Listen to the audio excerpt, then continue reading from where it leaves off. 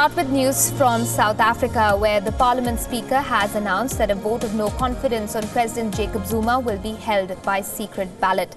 The vote, which is scheduled for Tuesday, will be a test of the African National Congress unity, as the senior party figures have increasingly become critical of their leader.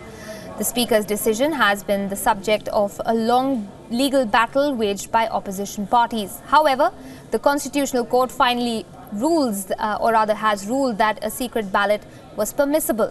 In a move that could encourage some ruling party MPs, South African opposition parties urged the ruling party lawmakers to vote out President Zuma. The 75-year-old is due to step down as the head of the African National Congress in December and as president before the 2019 general elections.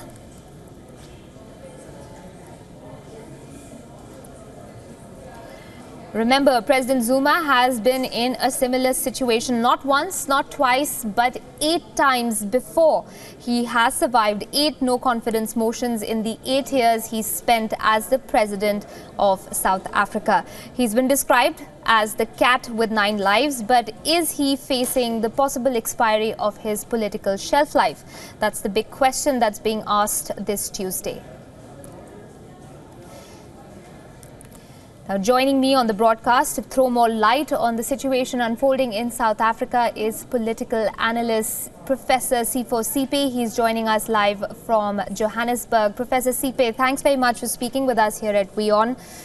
If I can ask you, are the odds stacked against President Zuma this time around, or will loyalty from his party come through for him this 9th time as well? I do think that there's a good chance that he will survive. The ANC has been lobbying its members not to fall into the agenda of the opposition. I think the decision by the Speaker yesterday came as a surprise, but part of it is because she probably has her own issues that are personal than political.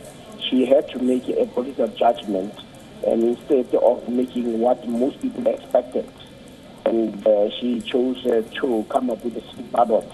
Part of it could be that the ANC is overconfident that it's motion, but at the same time they are infighting in the ANC, so one never knows. And also we know that big business here and abroad has shown quite an interest in the Zuma presidency, because the Zuma presidency has changed the political and economic outlook, in the sense that the over-reliance on the West is a thing of the past.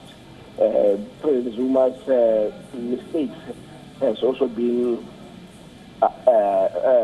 creating a discourse around the radical economic transformation. And most of the white capitalists here are not happy about that.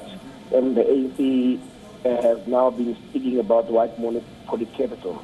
So we saw today many of the big companies telling their workers that they should go to the street and to call the African National Congress MPs to try to put him out.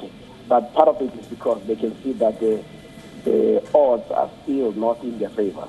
All right. I'll ask you a few more questions in a bit about the economic situation in South Africa. But just for the benefit of our viewers, how important is the fact that this time lawmakers are going to be casting a secret ballot? That's not been the situation in the past. Do you think that's an important factor that needs to be taken note of? Yeah, it's important in as far as the fact that President Zuma's term of office is coming to an end in December. And you know, when somebody's term is coming to an end, then we have many other people who show some bit of bravery and courage, because it's easy, because they know that the person that they challenge will not be there in the next coming few months. So some of the disgruntled members of the ANC have indicated that they are going to vote against him to put him out. But that number is still small. As of yesterday, we got the sense that they will not reach about 50, which is probably the number that they require of 8 members to support this motion. But even though we have heard about 10 of them making that claim, we don't know if you double it or you treble it, it will come down to 30. but that will not be enough numbers of people to vote with the opposition. But it's very important in the sense that President Zuma is seen as a lean-back president in terms of the politics, because after the December, a new president of the African National Congress will have been elected. Right. Professor, one last question, just to give us an idea of the kind of allegations that President Zuma is facing now. We know for a fact that the corruption charges have been leveled against him in the past as well, but what exactly is different this time around? We're seeing a lot of anger sort of boiling over on the streets of different cities in South Africa. What's different? Has his sacking of Praveen Gordhan got anything to do with it? And what sort of economic policies have been have taken place under his charge that perhaps are causing this kind of discontent? No, well, what President Zuma has raised is that 23 years down the line, after our democracy, we still have the land not belonging to the indigenous people of South Africa. And those who control the land, they do not want that type of discussion. And when it comes to the economy, he's also challenged the nature of our economy. Our economy has largely been colonial, in the sense that South Africa was used, like the rest of the continent, as a place where you simply extract the minerals. But through working with countries like India, China, and Russia, he has introduced the language of beneficiation and also the notion of buying local. So effectively, those who have enjoyed the status quo are very angry with him. And people like Praveen are people who have had very good relationships with those people. So the sacking of Praveen is almost like pushing out all those people who had relied heavily on government. And also you've had new players in the country in terms of working with government. And once you have new players, then you have those who have been there trying to create barriers. And President Zuma has been very opposed to that. And hence the general